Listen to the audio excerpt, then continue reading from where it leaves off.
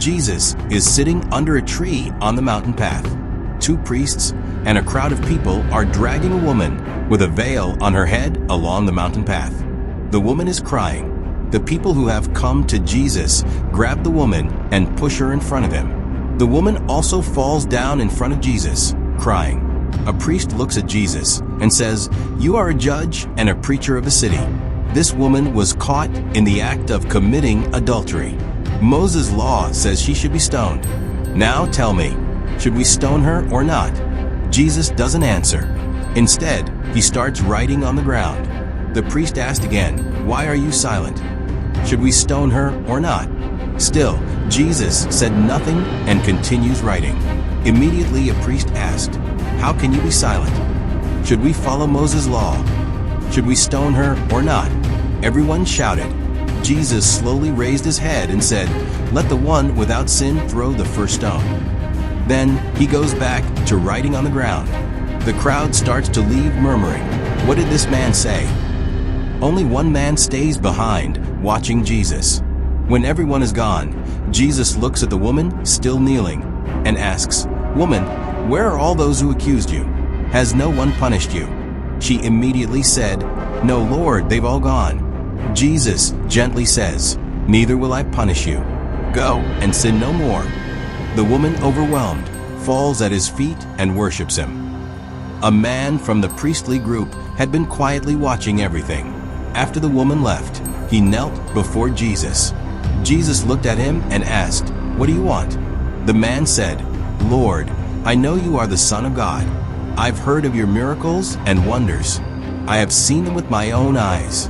I've also listened to your teachings, and I am following them." Judas then spoke up, "This nation has accepted the teachings of our master. Tell us about your coming." Simon, eager, said, "Lord, accept me as one of your disciples." Jesus looked at him and said, "All my disciples are chosen by me. I haven't accepted anyone who came to me on their own.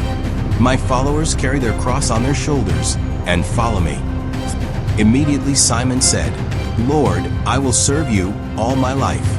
Please accept me." Jesus asked, "What do you need to be my disciple? If you follow my teachings, you will find your way to heaven." Simon said, "Lord, I know you are the true God. I also know that you are the Lamb of God who was born to take away the sin of the world. When you carry the sins of the world, if I am your disciple, I will also have some small share of your burden. Therefore, I will find my way to heaven." Jesus looked at him and said, "Your heart is pure. Truly, I tell you, when the Son of God carries the world's sins on his shoulders, you have a small share of it. Go now." And he walked away. Judas saw Simon, who was following him, and said, "He told you to go, didn't he?" Simon stayed still, watching Jesus disappear into the distance. The prison of Judea was dark and cold.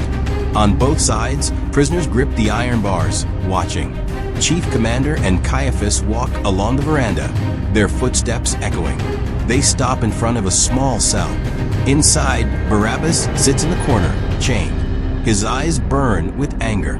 A guard unlocks the cell door. Chief Commander and Caiaphas step inside.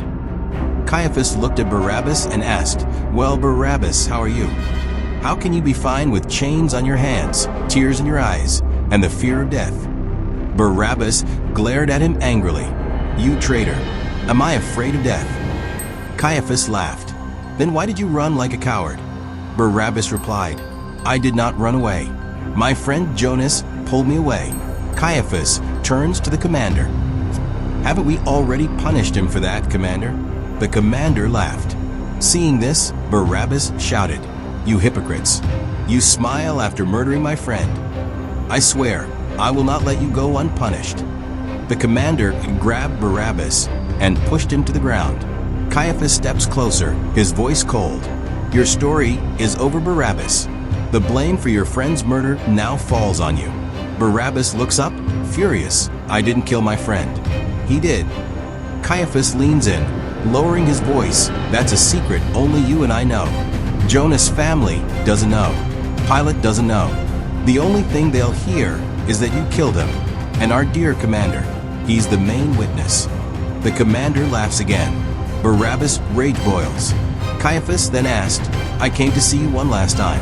Any last wishes before you die?" Barabbas stares at him, full of anger, and replies, "Hey Caiaphas, you can't kill me. Pilate can't either. My life is in God's hands. You can't touch a single hair on my head unless he allows it." Immediately the commander said, "Why are you talking to this man? Take him to Pilate. Let's finish this."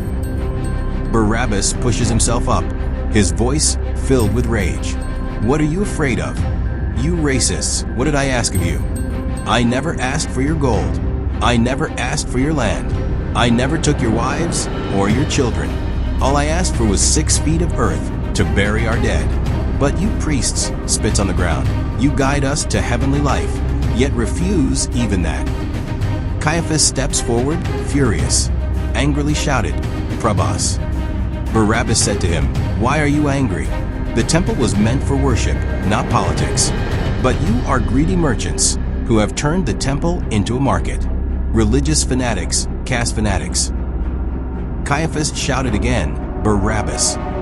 Barabbas continued, "Do not think that you will die a peaceful death after falsely accusing me and sending me to execution. No, the same crowd that praises you today will turn against you and give you the punishment that you would give to a prostitute.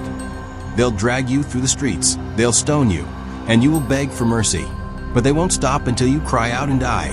Enraged, Barabbas grabbed Caiaphas by the neck.